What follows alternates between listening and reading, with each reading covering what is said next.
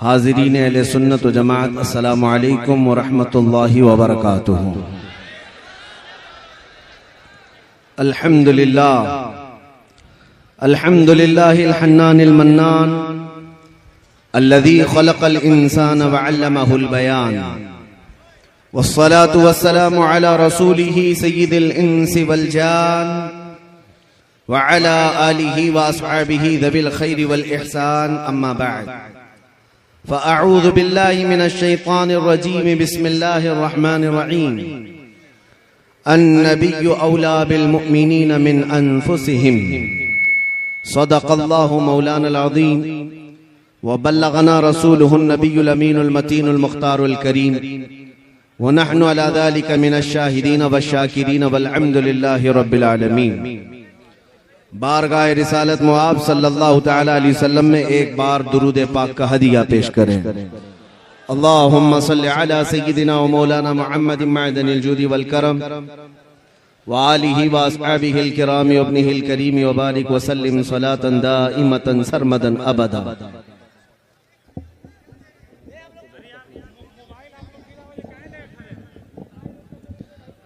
हम ही खड़े हो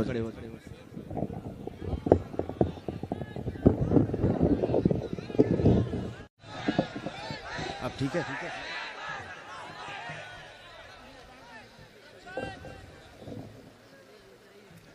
हज़रात मोहतरम, इस अजीम मिंबर नूर पर उम्मत की अबकरी शख्सियतें मौजूद हैं। खुसूसियत के साथ रौनक इजलास शहजादे सदरुश शरिया हज़रत अल्लामा फिदाउल मुस्तफ़ा साहब क़िबला अदामल्लाहु इक़बालहु, आले रसूल हज़रतुल अल्लाम सैयद नईम अशरफ साहब क़िबला अदामल्लाहु इक़बालहु, और उस्ताज़ुल उलमा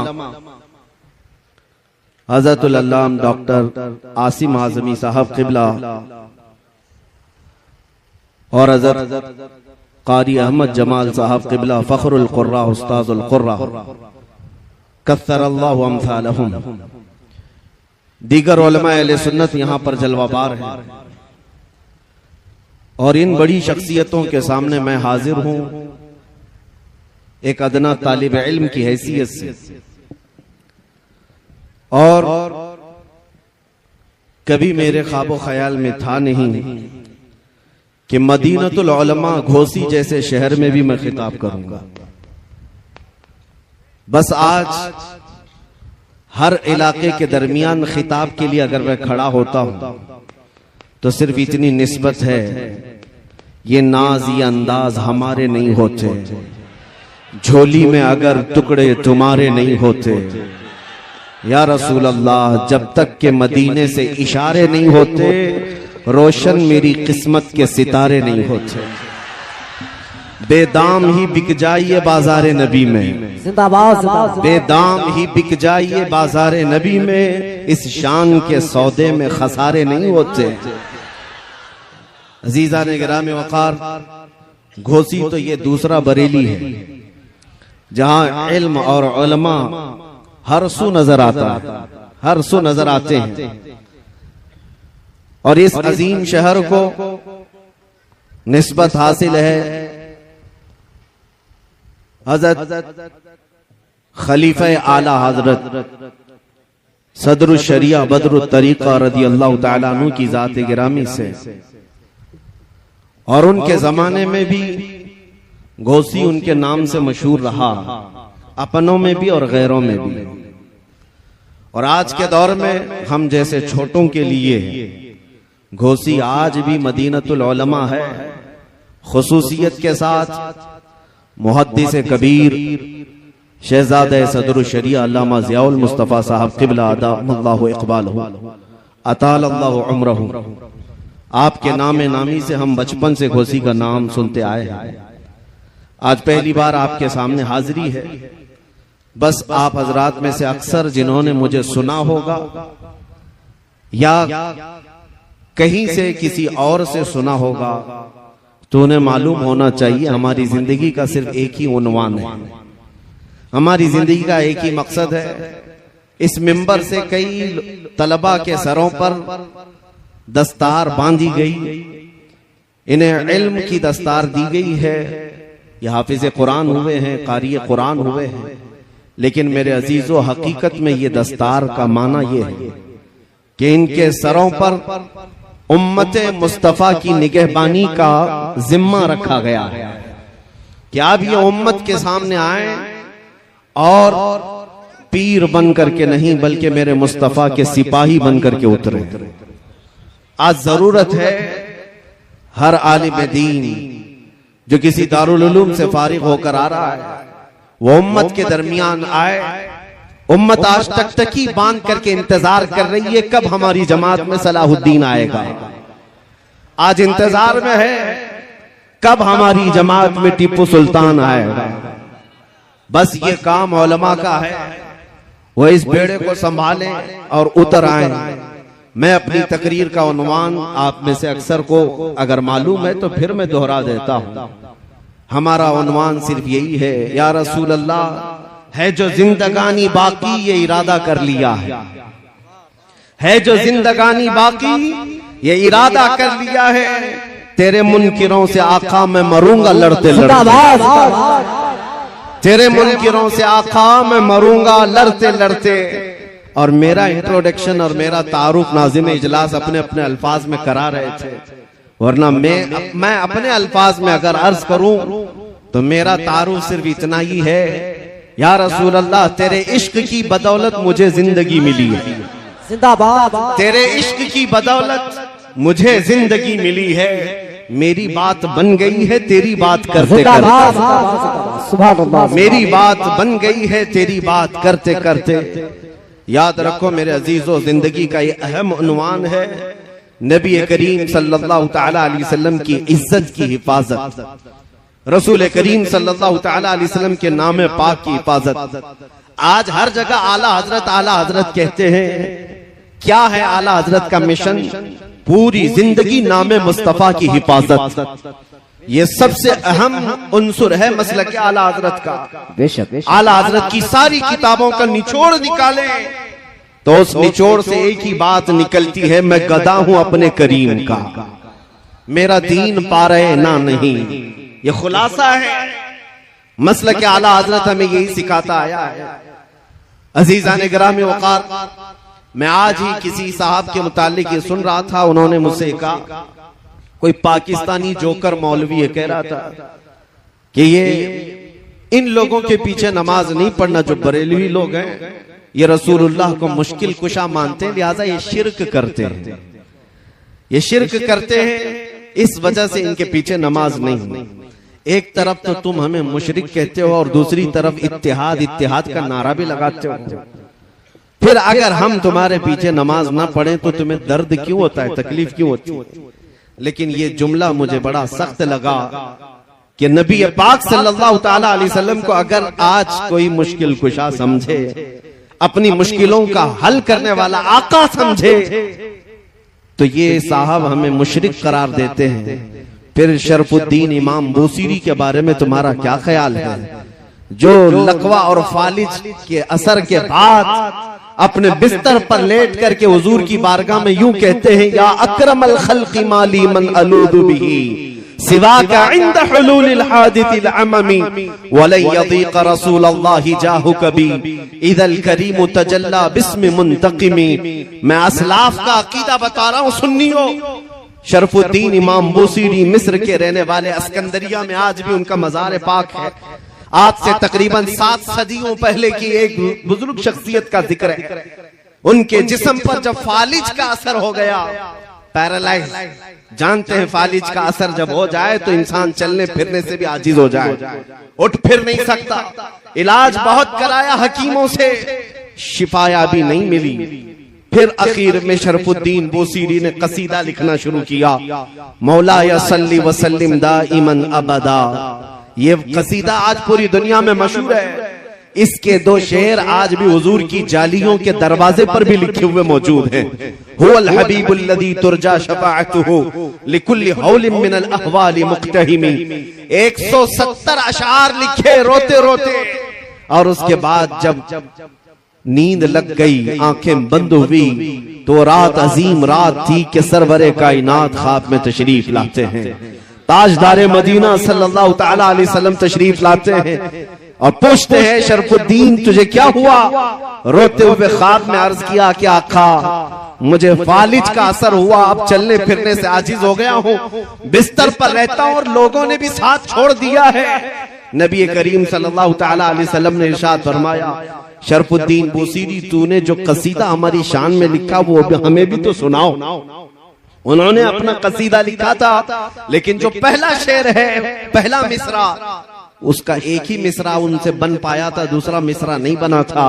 मौला यसल्ली वसल्लिम दाइमन अबदा, बस इतना ही मिसरा बना था, दूसरा नहीं था। वो ख्वाब में मेरे आका को सुनाते रहे, मौला यसल्ली वसल्लिम दाइमन अबदा, रुक जाते।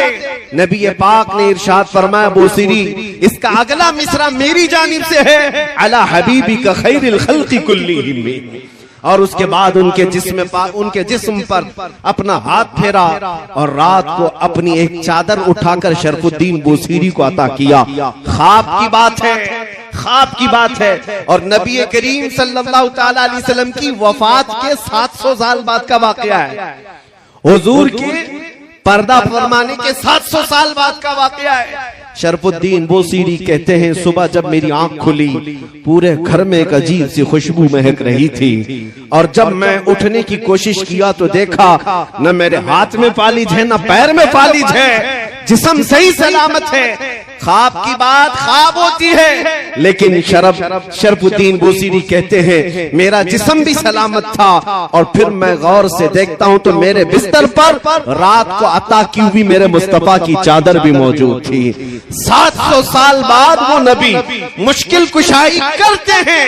यही बुजुर्गों का अकीदा लेकर के बरेली के इमाम ने हमें अकीदा दिया था, उनके अपने पेट से लाया हुआ अकीदा नहीं है। बरेली का अकीदा वही है जो सहाबा का अकीदा था। एक सहाबिया अपने बेटे को लेकर के आई बारगाहे मुस्तफा में, कहा या रसूल अल्लाह ये बोलता नहीं है, ये गूंगा है, बचपन से नहीं बोलता, इसके लिए कुछ फरमाए। 8 साल का हो गया, बोलने की ताकत नहीं है, अब दवा क्या की जाए? जिसकी जुबान चलती ही ना हो, पैदाइशी बोलता ना हो।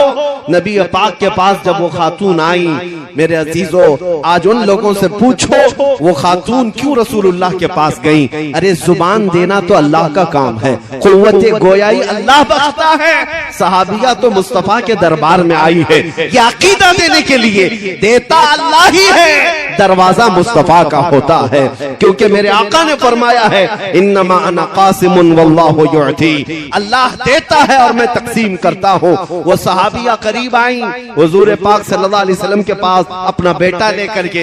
हुजूर ने क्या इलाज फरमाया? नबी करीम सल्लल्लाहु ताला अलैहि वसल्लम ने क्या इलाज फरमाया? कुछ नहीं, उस छोटे से नन्हे से बच्चे को करीब बुलाया और पूछा उस बच्चे से कि मन अना, बेटे ए लड़के बता मैं कौन हूँ?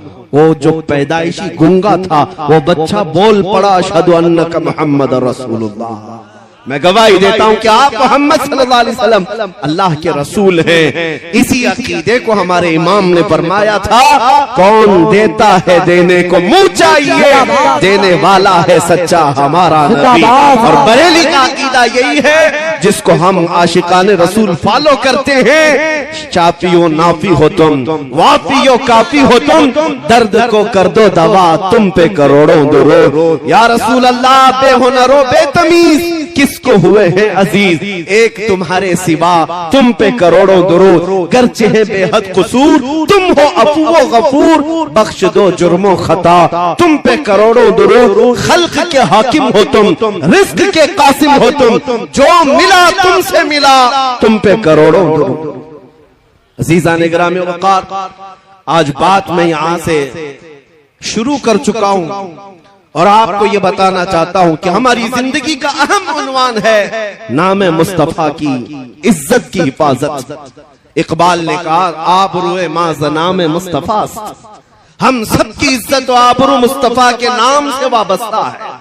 हर चे दरी दुनिया बादे मुस्तफा, जो कुछ भी इस दुनिया में है वो मेरे मुस्तफा के बाद है। चाहे वो हमारी माँ हो, हमारा बाप हो, हमारा उस्ताद, हमारा पीर, दुनिया का कोई रिश्ता हो, जो भी होगा वो मेरे मुस्तफा के बाद।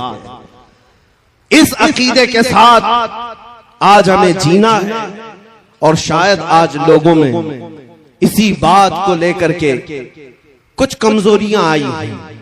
आज जो दुनिया में हमारी आजमाइशों का दौर चल रहा है, खुसूसियत के साथ हमारे इस मुल्क में देखना, हमारे हजारों मसाइल हैं, लेकिन सबसे ज्यादा छेड़खानी जिस मसले से होती है वो नामूसे रिसालत का मसला है, मेरे मुस्तफा की इज्जत का मसला है। उसकी वजह यह है कि ये जालिम जानते हैं मुसलमान के लिए जान से भी बढ़कर के कोई चीज है तो नबी पाक की इज्जत का मसला। और इस पर अगर मुसलमानों में ठंडी देखने को मिली, अगर मुसलमानों के दरमियान खामोशी देखने को मिली, तो दुनिया ये समझ जाती है कि अब ये कौम मुर्दा हो चुकी है, इनके अंदर अब जिंदगी बाकी नहीं रह गई। ये फिर हमारा चीर फाड़ और ऑपरेशन शुरू कर देते हैं।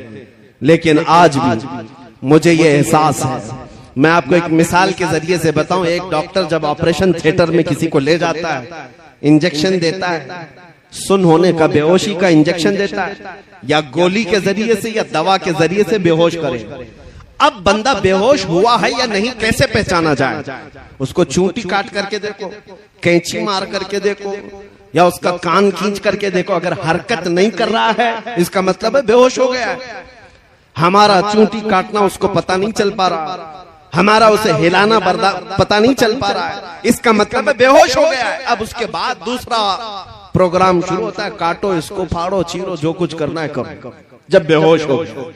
इसी तरह से इन जालिमों ने उम्मत मुस्तफा को बेहोश करने के लिए कई सालों से एक प्लान चला रखा है।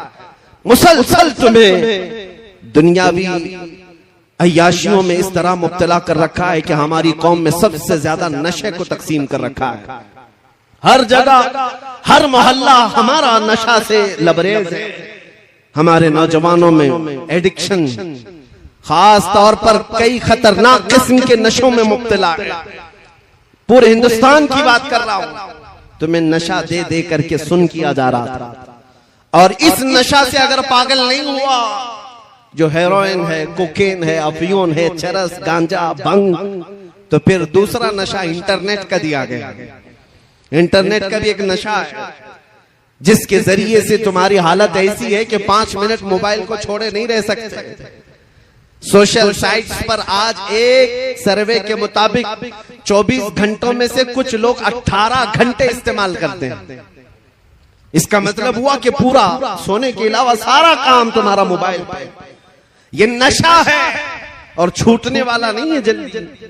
ये नशा क्यों दिया गया कि तुम आरी हो जाओ, तुम सब के सब ऐसे बेहोश हो जाओ कि अब तुम्हें किसी बात का एहसास ना हो।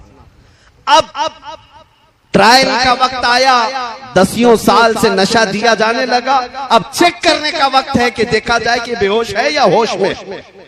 अब चेक करने का तरीका क्या है? अब चूंटी काट करके नहीं चेक करके, बल्कि इस्लाम, कुरान और ज़ाते मुस्तफा की तौहीन करके चेक किया जाता है कि ये होश में है या बेहोश हो चुके हैं। अब ये सिलसिला शुरू किया गया। आप क्या समझते हैं? किसी एक कुत्ते को उठा करके भौंकने पर वो लाकर खड़ा करते हैं तो क्या उसके अकेले की ताकत होती है? ये गुफे में बैठे हुए भेड़ियों की इतनी ताकत नहीं होती। ये हुकूमत की सपोर्ट के साथ बड़ी बड़ी लॉबियां इनके पीछे, एजेंसियां इनके पीछे एक गुस्ताखी करने के लिए खरीदे जाते हैं और लाकर खड़े किए जाते हैं, सिर्फ ये टेस्ट करने के लिए करोड़ों मुसलमान हमारे दिए हुए नशे में मदहोश हो गए या अभी भी जिंदा हैं। अरबों को देखा, अरब सो गए। अरबों में अब कोई होश नहीं है। वहां कोई गुस्ताखी करे ना करे उन्हें कुछ फर्क नहीं पड़ता। उनके पड़ोसी मुल्क फिलिस्तीन को खून में नहला दिया जाए उन्हें पता नहीं चलता। शाम तबाह हो जाए, यमन बर्बाद हो जाए, इराक टूट जाए, जल जाए, अरबों के कानों में जूं तक नहीं रहती। उनको ऐसा नशा दिया गया है वो उठ नहीं पाते। लेकिन मैंने हिंदुस्तान और अपने बर्रे सगीर के इलाकों को देखा।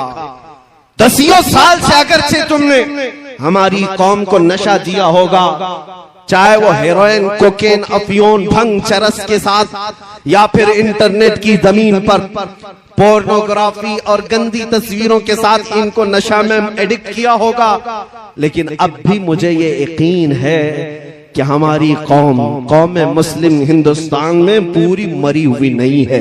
उसकी वजह यह है, जब कभी कोई कुत्ता कहीं से भौंकता है, हर मोहल्ले से आवाज आती है, लब्बैक या रसूल अल्लाह। ये तुम्हारा लब्बैक का नारा लगाना इस बात की अलामत है कि ये कौम अभी मुर्दा नहीं है, अभी जिंदा है। मुझे वो बात बार बार कहने पर फख्र होता है। मुंबई की सरजमीन से 2 साल कबल जब एक कुत्ता भौंक रहा था, हमने उससे कहा था हम दिल्ली आते हैं और आकर के तुम्हारे साथ मुकाबला करेंगे। ये हमारे जज्बात थे। लेकिन आपको मैं बताऊं, रमजान का मौसम है, लॉकडाउन चल रहा है और उस वक्त लोग बाहर आना जाना बहुत कम रखते थे। मैं उतर करके अपने ऑफिस से जा रहा हूँ, एक नौजवान मेरे पास आया। हिप्पी कट है, बालों में डिजाइन है, दाढ़ी में भी डिजाइन है, कहीं बालियां पहना, फटी जीन्स है, मुकम्मल एक आवारगी की शक्ल है। करीब आया, हाथ पकड़ लिया, कहा मुफ्ती साहब आपसे थोड़ी सी बात करनी है। मैंने कहा क्या बात है? कहा सुना है अभी अभी आप दिल्ली जाने की बात कर रहे हैं। मैं ऊपर से नीचे देखता रहा, कहा हाँ आपने सुना है तो सही सुना होगा। कहा मैंने सुना है कि कोई हुजूर सल्लल्लाहु अलैहि वसल्लम की शान में गुस्ताखी किया है और उस कुत्ते को जवाब देने के लिए आप दिल्ली जा रहे हैं और आग में कूदने की बात कर रहे हैं। मैंने कहा हाँ तुझे इससे क्या लेना देना है, तू क्यों इस बात को पूछ रहा है? वो नौजवान बज़ाहिर आवारा था, बज़ाहिर बदमाशों की शक्ल अपनाया था, लेकिन उसने मेरा हाथ पकड़कर कहा आप नहीं जाएंगे जब तक मैं जिंदा हूं, पहले मुझे आग में कूदने दिया जाए। मेरी आंखों से उस वक्त आंसू आए। बारगाहे मुस्तफा में मैंने यही अर्ज किया था, या रसूल अल्लाह आपकी उम्मत गुनहगार तो हो गई लेकिन गद्दार नहीं है। लब्बैक या रसूल, लब्बैक या रसूल,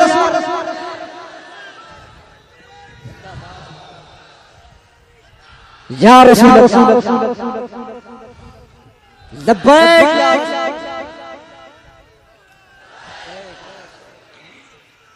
जिंदाबाद मेरे अजीजों, यही जिंदगी जो तुम्हारे दरमियान है, ये जालिमों को खाए जा रही है। इनको हमने पिछले 70 सालों से 80 सालों से लूट लूट करके खत्म किया, लेकिन जिंदगी की रमक अभी भी बाकी है। आज रात के 12 बज चुके हैं या 1 बज चुके, इतनी रात को ये भरा मजमा ऐसी जवानी दिखा रहा है जैसे दिन का शबाब लगता हो। क्यों? ये किसी नेता का जलसा नहीं है, ये 100-200 रुपये के लिए जमा किया हुआ वोटों का मजमा नहीं है। और आपको पता होना चाहिए, सारे नेता मिलकर के भी अगर कोई मजमा इकट्ठा करें तो ऐसा जमा कर सकते हैं कि दोपहर में हरा पट्टा, शाम में नीला पट्टा, फिर रात को लाल पट्टा, वो बदल बदल करके पट्टे इस्तेमाल करने वाले मजमा तो जमा कर सकते हैं। लेकिन मैं उन्हें दावत फिक्र देता हूँ, आओ नेताजी रात के इस मजमे को एक बार देख लो। ये पैसों से बुलाया हुआ नहीं है, बल्कि यहाँ तो हर आया हुआ ये अज़्म लेकर के आया है। बात बन पड़ी तो मेरे मुस्तफा के कदमों में गर्दन भी निछावर करो। जिंदाबाद। हर बंदा ये आज़्म लेकर के आता है, जब जरूरत आ पड़े मेरे आका की इज्जत पर, मैं अपनी गर्दन लेकर के हाजिर हूँ। इस मजमे में आपके अंदर ये जज्बा है या नहीं? सुन्नी हर एक ये जज्बा रखता है, और यही जिंदगी जो तुम्हारे दरमियान है ये गैरों को खाए जा रही है। आपने कभी महसूस किया, ये सुप्रीम कोर्ट के रिटायर्ड जजों की सर्वे रिपोर्ट है, Shri Krishna report, Sachar committee report, कई रिपोर्टें हैं जो मुसलमानों के हालात ज़ार पर बनी हुई। हिंदुस्तान में मुसलमानों के हालात क्या है? तवज्जो, रिपोर्टों में ये कहा गया है कि ये कौम इतनी बैकवर्ड हो गई है, दलित समाज से भी नीचे की जिंदगी गुजार रही है। इनके अंदर एजुकेशन 2.5% रह गया है, यानी 100 में से सिर्फ 2.5 लोग पढ़े लिखे हैं। ये सब रिपोर्ट इनकी है, पढ़े लिखे नहीं है, इनके अंदर सियासत का शऊर नहीं है, कहीं पर भी चले जाते हैं। रिपोर्ट में यह भी है गरीबी की सतह से नीचे की जिंदगी गुजार रहे हैं। रिपोर्ट में यह भी है कि सबसे ज्यादा कम जॉब में यही लोग हैं, डिपार्टमेंट में ओहदे में इनका कोई नुमाइंदा ज्यादा नहीं है, इनकी क़यादत भी नहीं है कि किसी एक पर मुत्तफिक होते हैं। सारी रिपोर्टें मौजूद हैं। हमने भी देखा, सर्वे को देखा, ये कौम इतनी कमजोर है, 14% है और टूटी बिखरी हुई है। एजुकेशन की कमी है, सियासत की कमी है, इक्तिदार में नहीं है, ओहदों में नहीं है, क़यादत मफकूद है। फिर दूसरी बात ये हमें फिक्र में लाती है, जब इतनी टूटी फूटी जमात है तो फिर आज हर इलेक्शन का मुद्दा मुसलमान ही क्यों बनता है और सारे टीवी चैनल हम पर ही भोंकते क्यों? ऐसे चैनल हैं उनकी दुकान हमारा नाम लिए बगैर चलती नहीं। हाँ, सुबह से शाम तक कोई भी न्यूज चैनल हो, अजान, दाढ़ी, टोपी, बुर्का, मस्जिद, मीनार, सारा न्यूज इसी में भरा हुआ है। क्यों? अरे हिंदुस्तान में और भी कौमें जीती हैं, यहाँ सिख भी हैं, ईसाई भी हैं, पारसी भी हैं, जैन भी हैं, लेकिन हर शो में हम ही हम हैं। क्यों? कुछ बात तो है कि मिटती नहीं हस्ती हमारी। जिंदाबाद। इकबाल ने कहा है कुछ बात तो है कि मिटती नहीं हस्ती हमारी, सदियों रहा है दुश्मन दौरे ज़मां हमारा, तौहीद की अमानत सीनों में है हमारे, आसान नहीं मिटाना नामो निशा हमारा, यूनानो मिस्र रोमा सब मिट गए जहां से, बाकी मगर है अब तक नामो निशा हमारा। क्यों? किस वजह से हम सारे डिबेट का मुद्दा बनते हैं? सारी जगह पर हॉट टॉपिक कौन है? अरे जिनके पास पूरी मेजोरिटी है उनको भी जीतने के लिए हमारा नाम लेना पड़ता है। हमारा नाम कौम में अगर लोगों के अंदर जज्बात भड़काना है तो यहाँ पर लड़ाने के लिए भी हमारा ही नाम लिया जाता है। मेरे अजीजों, मैं ये सियासी बातें नहीं कर रहा हूँ, ये मैं तुम्हें एहसास दिला रहा हूँ। कभी कभार कुत्ते भौंक भौंक करके तुम्हें बताते हैं कि तुम गीदड़ नहीं, तुम शेर हो, रसूलुल्लाह के शेर हो। तुमने अपनी हैसियतें भुला दी, तुमने अपने अक़दार को महसूस नहीं किया। तुम्हारी जिंदगी से आज भी दुनिया परेशान है, घबरा गई है गर्दिशे दौरां कभी कभी, दीवान गाने इश्क़े मोहम्मद को देखकर घबरा गई है गर्दिशे दौरां कभी कभी। अज़ीज़ान गिरामी वक़ार, ये तुम्हारी जिंदगी की रमक दमक जो आज भी बाकी है, मैं महसूस करता हूँ सब कुछ लुट गया होगा, लेकिन सबसे बड़ी दौलत जो इश्क़े मुस्तफ़ा है वो आज भी तुम्हारे सीनों में मौजूद है।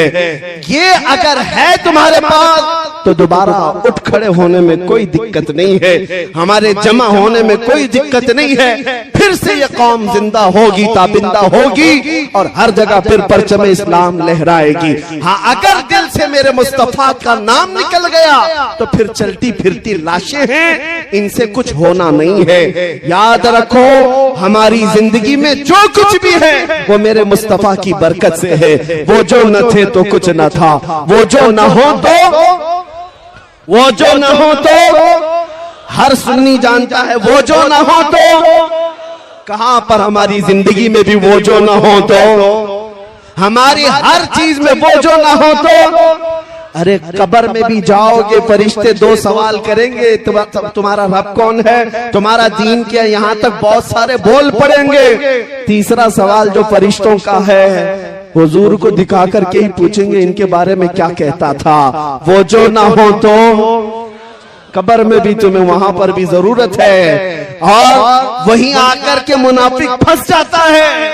उनको छोड़ा तो फिर तुम्हारी कब्र में भी खैरियत नहीं है। हश्र में चलो उठे, वहां तो हिसाब किताब का दिन है। आदम अलैहिस्सलाम से लेकर ईसा अलैहिस्सलाम तक कौम पूरी मखलूक फिरती रही, खलीलो नजी मसीहो सफी सभी से कहीं न बनी, ये बेखबरी की खल्क फिरी कहां से कहां तुम्हारे लिए, फिर मखलूक कहां आई, मेरे मुस्तफा के पास आई। अब फिर मैं पूछता हूं ऐ सुन्नियों, मैदान महशर में भी वो जो ना हो तो, वो जो ना हो तो कुछ न हो, इसलिए जान है वो जहान की, और जान है तो जहान है। जब तुम्हें मालूम है जिंदगी में वो जो ना हो तो कुछ ना हो, कब्र में भी वो जो ना हो तो कुछ ना हो, हश्र में भी वो जो ना हो तो कुछ ना हो, तुम्हें जब ये पता चल गया कि हर चीज की जड़ मेरे मुस्तफा की जात है, तो बरेली के इमाम जो 100 साल से तुम्हें पुकार रहे हैं उनकी बात सुन लो। आज ले उनकी पनाह,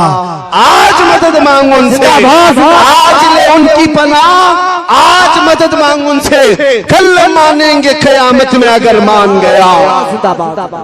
याद रखो मेरे अजीजों, हुजूर पाक सल्लल्लाहु तआला अलैहि वसल्लम को छोड़कर जिंदगी में कुछ नहीं है। सहाबा ताबईन रिज़वानुल्लाहि अलैहिम अजमईन इस अजमत के पहलू को समझ चुके थे, इसलिए उन्होंने दुनिया को ठोकर मार दी थी।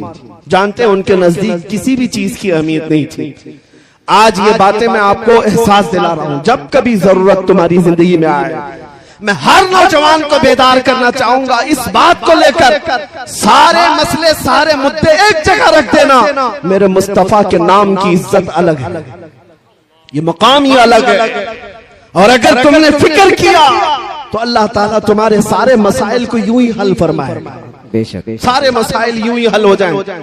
आज लोग बैठक करते हैं, मीटिंगें करते हैं, कॉन्फ्रेंसें हैं, सेमिनार हैं, यानी मुस्लिम मसाइल के हल के लिए, कितने मसाइल के हल के लिए हम सर जोड़कर बैठते हैं। लेकिन मेरे अजीजों, एक मसले पर आप मुत्तफिक हो जाओ, सारे मसाइल का हल अल्लाह मुसब्बिबुल अस्बाब गैब से पैदा करेगा। वो एक मसले पर मुत्तफिक होना किस बात पर है कि मोहम्मद से वफात होने, कि मोहम्मद से वफात होने। तो हम दे रहे हैं ये जहां चीज है क्या, लौह कलम दे रहे हैं। जिंदाबाद जिंदाबाद। सारी कायनात तुम्हारी तरफ मोड़ दी जाएगी। उनके जो हम गुलाम थे, खल्क के पेशवा रहे, उनसे फिरे जहां फिरा, फिर आई कमी वकार में। सहाबा की बात मैं बताऊं, एक सहाबिया मैं जंग के मैदान में जाने से पहले अपने 1.5 साल बच्चे को लेकर आती है, हुजूर की बारगाह में अर्ज करती है, सारे मुजाहिदीन आपके साथ जा रहे हैं, मेरा ये बच्चा भी आप कबूल फरमा लें। 1.5 साल का बच्चा जंग में क्या करेगा? उस खातून के जज्बात को कदर से देखो, हजारों सलाम उनकी इज्जत पर। वो खातून कहती है, या रसूल अल्लाह, इस बच्चे के अलावा मेरे घर में कोई नहीं, मेरा शौहर शहीद हो चुका, मेरे घर में और कोई नहीं। जब हर माँ अपने जवान को आपके साथ भेज रही है, मैं अपने बच्चे को घर में रखकर क्या करूं? 1.5 साल का बच्चा लाई, लेकिन क्या करना, क्या ये जंग करेगा? खातून कहती है, मैं जानती हूँ ये तीर तलवार तो नहीं चला सकता, लेकिन आप अपने मुजाहिदीन सहाबा के हाथों में दे दे इसे। जब दुश्मनों की तरफ से तीर चलेंगे, मेरा बच्चा ढाल के काम तो आ सकता है, मेरा बच्चा ढाल के काम आ सकता है। उनके जज्बात को लाखों सलाम, जिन्होंने मेरे मुस्तफा के लिए अपना सब कुछ कुर्बान किया है। आपको पता है, ओहद के मैदान में एक खातून दौड़ी चली आ रही है, जिसको किसी ने खबर दिया कि तुम्हारे शौहर शहीद हो गए, फिर किसी ने कहा तुम्हारा बेटा भी शहीद हुआ, फिर किसी ने कहा तुम्हारा भाई भी शहीद हुआ। वो खातून अपने रिश्तेदारों की शहादत की खबर सुन रही है। आज अंदाजा करो, औरत के लिए एक बेटे का मर जाना कितना बड़ा मामला है। पूरा घर आसमान सर उठा लेती है, उसका रोना धोना आप देखते होंगे। एक जवान बेटा किसी का चला जाए, ये बोलना आसान है, प्रैक्टिकल बहुत मुश्किल है। एक खातून को जब ये कहा जा रहा है कि तेरा बेटा शहीद हुआ, तेरा भाई शहीद हुआ, तेरा शौहर शहीद हुआ, वो खातून का जवाब सुने, आने वाले से पूछती है, सारे लोग मेरे रिश्तों के इंतकाल की खबर दे रहे हो, जरा ये तो बताओ आमीना का लाल सलामत है या नहीं? मुस्तफा करीम सलामत है या नहीं? आने वाले ने कहा, ऐ खातून, अल्लाह के रसूल सलामत है। वो खातून अपना आंचल निकालती और कहती है, कुल्लु मुसीबतिन बादक जुललुन या रसूल अल्लाह, ऐ अल्लाह के रसूल, अगर आप सलामत हैं तो हर मुसीबत आसान है, हर मुसीबत छोटी है। ये सहाबा का जज्बा था। उन्होंने ज़ात मुस्तफा और नाम मुस्तफा के एहतराम में अपना सब कुछ लुटाया। आपको पता है, उन्होंने ना अपने माल की तरफ देखा है, ना अपने औलाद की तरफ, ना अपने घर बार की तरफ। हालांकि ऐसा नहीं है कि आपको ये कहा जाए कि तुम अपने घर बार सब छोड़ दो। तुम्हारे घर बार की फिक्र तुम्हारे लिए जरूरी है, लेकिन जब मेरे मुस्तफा करीम की जात का मामला है और फिर पूरी दुनिया एक तरफ हो, उस वक्त तुम्हारा इम्तिहान है, तुम किसका इंतखाब करते हो, तुम किसका इंतखाब करते हो। इसलिए अभी चंद दिनों पहले एक सियासी आदमी थे बेचारे, वो कह रहे थे मौलाना आप तो तकरीरें बहुत सारे करते हैं, लेकिन इलेक्शन आता है तो आपको पता है मुसलमानों को हम तो इधर से उधर नचा देते हैं, मुसलमानों को नचा देते हैं। सारी पार्टियों में तो जय जय करते हुए आपके लोग घूमते रहते हैं, वो हमें तंज कर रहे हैं, टॉन्ट मार रहे हैं, ताना मार रहे हैं। मैंने कहा हो सकता है आप 500 रुपए देते होंगे तो आपके पास भी जाते होंगे, फिर कोई दूसरी पार्टी वाला 1000 देता है तो उसके पास भी जाते होंगे, यही आप कह रहे हैं ना। उन्होंने कहा सब जगह तो ये झंडे ले लेकर के जाते हैं और पैसा वसूल करते हैं। मैंने कहा होता होगा, मानता हूं मैं ये बात कि हमारे नौजवान या कोई भी जवान जाते होंगे इस पार्टी में उस पार्टी में, पैसा लाते होंगे। मैंने कहा कान खोल करके सुन लो, मुझे ये यकीन है हमारे मुआशरे के मुत्तकी परहेजगार आदमी की बात नहीं करना, एक जाहिल से जाहिल लड़के को भी खड़ा कर देना मेरे साथ। सियासी आदमी से मैंने कहा आप भी अगर मेरी इस बात से इत्तेफाक रखते हैं तो मेरा साथ देंगे इंशाअल्लाह। उनसे मैंने यही कहा होता होगा 500 1000 में इधर उधर दर बदलूपन, लेकिन कभी ऐसा करो किसी मोहल्ले से एक आम जवान को लाकर खड़ा करो, जाहिल से जाहिल आदमी, तुम 1 करोड़ रुपए लेकर खड़े रहना, पार्टी की बात मत करना, पार्टी की बात मत करना। इस एक जाहिल जवान के सामने 1 करोड़ रुपए इधर रखो, एक तरफ गुंबदे खजरा की तस्वीर रखो और फिर पूछो उससे कि तुझे ये चाहिए या ये चाहिए। मैं उनसे कहा मैं बगैर देखे, विजदान मेरा कहता है, यकीन मेरा कहता है, हिंदुस्तान के शुमाल से लेकर जुनूब तक, मशरिक से मगरिब तक हमारे मोहल्लों में जीने वाला एक आम बच्चा भी ये कहेगा ले जा तेरे 1 करोड़ की दौलत। मैं ठोकर मारता हूँ, अपना सब कुछ गुंबदे खजरा कल भी था और आज भी है, मेरे नबी से मेरा रिश्ता कल भी था और आज भी है, बतला दो गुस्ताखे नबी को, गैरत रानी जिंदा है, उन पे मर मिटने का जज्बा कल भी था और नारे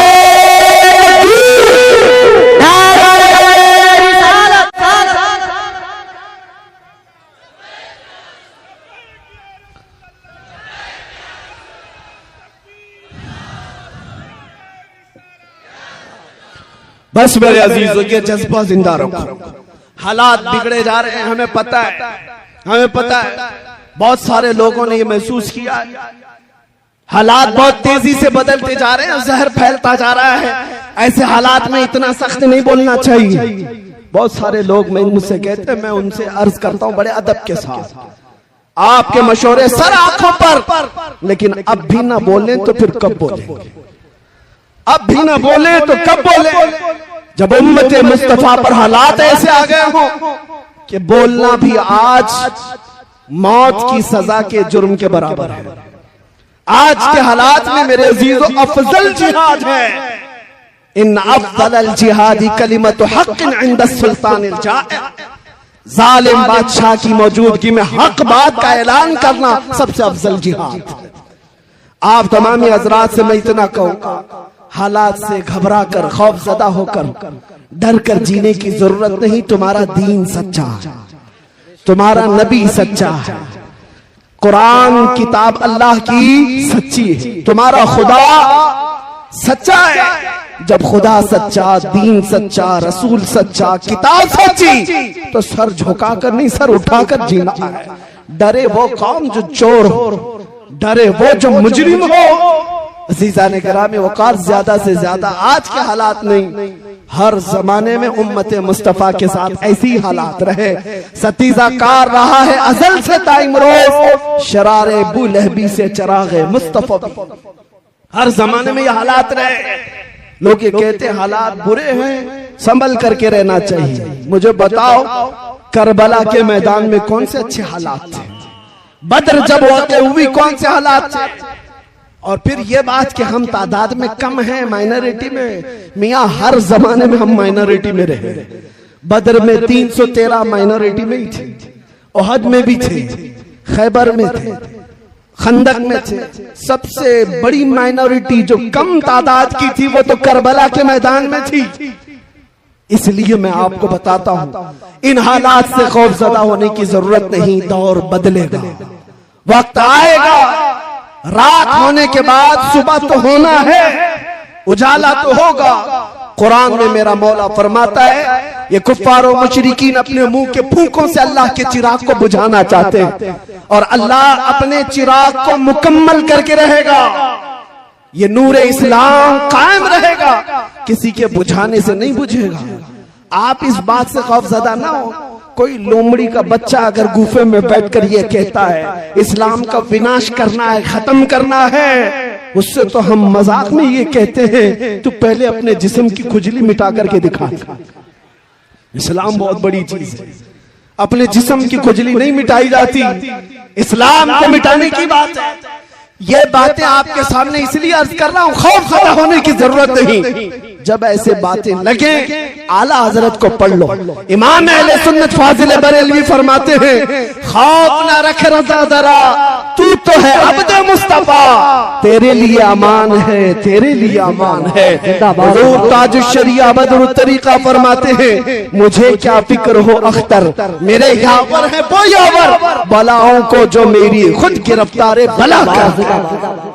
इसलिए आज के हालात के मुताबिक सिर्फ इतना ही कहूंगा, कुछ देर की खामोशी है, फिर शोर आएगा। कुछ देर की खामोशी है, इमाम मेहदी को आना है या नहीं है? इस्लाम के इस आगोश में पलने वाला हर बच्चा जानता है, मेरे आका का फरमान है, एक जमाना आएगा जब इमाम मेहदी का ज़हूर होगा और हर घर से फिर परचम इस्लाम लहराएगा। ईसा अलैहिस्सलाम को आना है या नहीं? या सबका अकीदा है मेरे अजीजों, आना है, अभी वो दिन आने हैं। इसीलिए मैं कहता हूं, कुछ देर की खामोशी है, फिर शोर आएगा। आज कुत्तों का वक्त है, कल हमारा दौर आएगा। इंशाअल्लाह अज़ीज़, इंशाअल्लाह। हम आजमाइश के दौर में चल रहे हैं। आज सिर्फ तुम्हारी जिम्मेदारी इतनी है, इतनी जिम्मेदारी है कि इस बात पर जमे रहो, जो जान मांगे तो जान दे दे, जो माल मांगो तो माल दे दे, मगर ये हमसे कभी ना होगा नबी का जाहो जलाल देते। हर जवान को ये चाहिए, मेरे मुस्तफा के नाम की असमत के लिए मर मिटने को तैयार रहे। एक सवाल मैं करता हूं, ए जवानों, ए घोसी के गयूर जवानों, आप बताओ, जब नबी पाक की इज्जत की बात आए, पूरे जात की नहीं, उनके कदम पाक की भी बात आए, क्या आप अपनी गर्दनें लेकर हाजिर हो सकते हैं? इंशाअल्लाह। अब सुनो, अब सुनो, तुम्हारे अंदर ये जज्बा है, जान देने का जज्बा है। मैं अब आपसे ये सवाल करता हूं, जान जब दे सकते हो मेरे नबी के लिए, तो कुछ गुनाह क्यों नहीं छोड़ सकते अपने आका के? कुछ गुनाह क्यों नहीं छोड़ सकते? गाने बाजे छोड़ देंगे अपने नबी के लिए, बेहयाई छोड़ देंगे अपने मुस्तफा के लिए, बदतमीजियां, बदकारियां, अय्याशियां छोड़ देंगे अपने नबी के लिए। ये अहद करके उठो आज के इस जलसे के बाद, अब जिएंगे तो मेरे मुस्तफा के तरीके पर जिएंगे। जिंदगी ये नहीं किसी की किसी के लिए, जिंदगी है नबी की नबी के लिए। ना समझ मरते हैं जिंदगी के लिए, अरे जीना मरना है सब कुछ नबी। किसके लिए? जीना मरना है सब कुछ नबी। आला हजरत ने भी हमें ये दर्स दिया है, दहन में जुबान तुम्हारे लिए, बदन में है जान तुम्हारे लिए। या रसूल अल्लाह, हम आए यहाँ और उठे भी वहां तुम्हारे, किसके लिए? मेरे मुस्तफा के लिए। इसलिए जो आज टिकटॉक पर नाच रहे हैं उनसे भी मैं कहता हूं, किसके लिए जी रहे हो? मुजरे कर रहे हैं उनसे कहता हूं, किसके लिए जी रहे हो? फिल्मी एक्टरों को अपना आइडियल बना करके जहन्नम के रास्ते सुधार रहे हो, किसके लिए? तुम चार लोगों को खुश करने के लिए अपने चेहरे बदल रहे हो, चार लोगों को राजी करने के लिए अपने कपड़े बदल रहे हो। याद रखो, तुम नंगे भी हो जाओगे तब भी दुनिया को सेटिस्फाइड नहीं कर सकते। तुम चाहे बदल बदल करके जानवर बन जाओ, दुनिया तुमसे राजी नहीं होगी, फिर भी ये तुम में से तुमको कोई ना कोई ताना जरूर मारेगा, और जिसके लिए तुम बदलते रहे वो तो तुम्हारी कब्र तक भी आने को तैयार नहीं। मर जाने के बाद अजीज से अजीज दोस्त भी 3 बार मिट्टी डाल करके चला जाता है, थोड़ी देर के लिए तुम्हारे करीब बैठने को भी तैयार, लेकिन कुर्बान जाओ, हमारे कब्र की तख्तियां बंद होने के बाद उस अंधेरी कब्र में रोशनी लेकर कोई आता है तो आमिना का लाल है, ताजदार मदीना की जात है। तो फिर इसीलिए आला हजरत ने फरमाया, आज ले उनकी पनाह, आज मदद मांग उनसे, कल न मानेंगे कयामत में, अगर मान गया जीने का सलीका बदल डालो, उसलूब बदल डालो, उठो वगरना हश्र न होगा फिर कभी, दौड़ो के जमाना चाल अपनी चल गया, कुव्वते इश्क से हर पस्त को बाला कर दो, दहर में नामे मोहम्मद से उजाला कर दो। बस मेरी तकरीर का खुलासा, मेरी गुफ्तगू का हासिल कलाम और लुब्बे लुबाब यही है, अजीजा ने गिरामी वक़ार के उलमा से करीब, अहले सुन्नत जमात से करीब, और इश्क रसूल की बुनियादों पर जीना सीख जाओ। हर बच्चा ये अज़्म करके उठेगा, मैं सो जाऊं या मुस्तफा कहते कहते, खुले आंख सल्ले अला कहते कहते, जिस दिन तुम्हारी सुबह व शाम इश्क मुस्तफा में डूब डूब के होने लग जाएं, फिर एक इनकलाब आएगा, इनकलाब आएगा, हर घर से फिर सदा आएगी, लब्बैक या रसूल अल्लाह, लब्बैक या रसूल अल्लाह, लब्बैक या रसूल अल्लाह। आप ये मत समझना कि सिर्फ एक जुबानी नारा है, बल्कि ये सिर्फ नारा नहीं है, अच्छे अच्छे खीमों के चूल्हे हिला देने वाले अल्फाज हैं, बड़ी बड़ी ताकतों को ज़ेरो ज़बर करने वाली ये नारों की गूंज है, तुम्हें अंदाजा भी नहीं। एक मौलाना साहब हमारे पास आए, यूपी के ही थे, यूपी के मुतालिक हमें बार बार डराया जाता है, जब भी मैं मुंबई से यूपी के किसी जलसे में आता हूँ सब हमसे कहते हैं यूपी जा रहे हैं, यूपी में बड़े हालात खराब हैं, यहाँ तो बिल्डोजर चलता है, यहाँ बड़े हालात खराब हैं। हम उनसे एक ही बात कहते हैं, सबसे ज्यादा क्या होगा, बिल्डोजर ही चलाएंगे, इससे ज्यादा क्या है, इससे ज्यादा कुछ नहीं।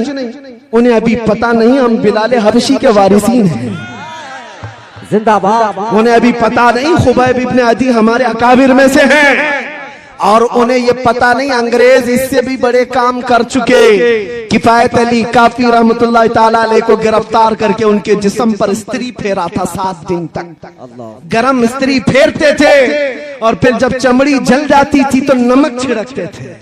लेकिन उस आलिम रब्बानी ने हर तकलीफ गवारा कर ली, अंग्रेजों की बैत कबूल नहीं की, अंग्रेजों की हुकूमत की हिमायत नहीं की, यहाँ तक के फांसी के फंदे पर चढ़ाया गया किफायत अली काफी को। बिल्डोजर वाले सुनो, अभी भी उलमा हक मौजूद हैं, किफायत अली काफी के वारिसीन हैं। जिस दिन किफायत अली काफी को सूली पर चढ़ाया जा रहा था, उनसे पूछा जा रहा था आखिरी कोई ख्वाहिश है, तो किफायत अली काफी ने कहा आखिरी ख्वाहिश सिर्फ इतनी है, एक बार मेरे मुस्तफा की नात पढ़ लो, और फिर गुनगुनाना शुरू किया, कोई गुल बाकी रहेगा न चमन रह जाएगा, पर रसूलुल्लाह का दीने हसन रह जाएगा, सब फना हो जाएंगे काफी वो, लेकिन हश्र तक नाम हजरत का जुबानों पर चलन रह जाएगा।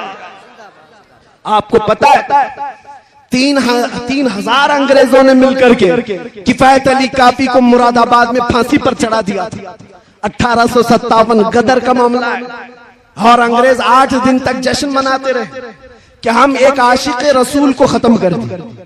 ये किफायत अली काफी बड़े आशिक रसूल, उनकी जुबान में अल्लाह ने बला की तासीर दी, लोगों के कान खड़े हो जाते जब वो बोलते, और अंग्रेजों को ये बात बड़ी दिक्कत थी, दुश्वार गुजार थी। फांसी पर चढ़ाया, खूब जश्न मनाया। इन जालिम कुत्तों को पता नहीं मेरे मौला का कानून क्या है, दस्तूर कुदरत क्या है। अरे ये एक आशिक रसूल किफायत अली काफी को मुरादाबाद में फांसी पर चढ़ा रहे हैं, और उसी के पड़ोस शहर बरेली में अल्लाह रब्बुल इज्जत इमाम अहमद रजा को पैदा कर। एक चिराग बुझाओगे, मौला दूसरा ऐसा चिराग रोशन करेगा। फिर वो बरेली का इमाम खड़ा हुआ और अपने नौके कलम से ऐसा भरने लगा इश्क रसूल कि चप्पे चप्पे से फिर आवाज आने लगी, डाल दी कल्ब में अजमत मुस्तफा सैयदी आला हजरत पे लाखों सलाम। ऐसा इश्क भर दिया जब दुनिया भौंक रही थी, नबी को क्या कहना चाहिए, इतना कहना चाहिए, उतना कहना चाहिए, तब वो हमें अपने कलम से अकीदे भर भर कर दे रहा था। इतना कहना उतना कहना छोड़ दो, यूं कहो उस बारगाह में सरवर कहूं के मालिको मौला कहूं तुझे, बाग़े खलील का गुले ज़ैबा कहूं तुझे, तेरे तो वस्फ़े तनाही से है बड़ी, हैरान हूं मेरे शाह मैं क्या क्या कहूं तुझे, लेकिन रज़ा ने खत में सुखन इस पे कर दिया, खालिक का बंदा खल्क का आका कहूं तुझे। सुभान अल्लाह सुभान। अज़ीज़ान गिरामी वक़ार, मेरे इन जुमलों के साथ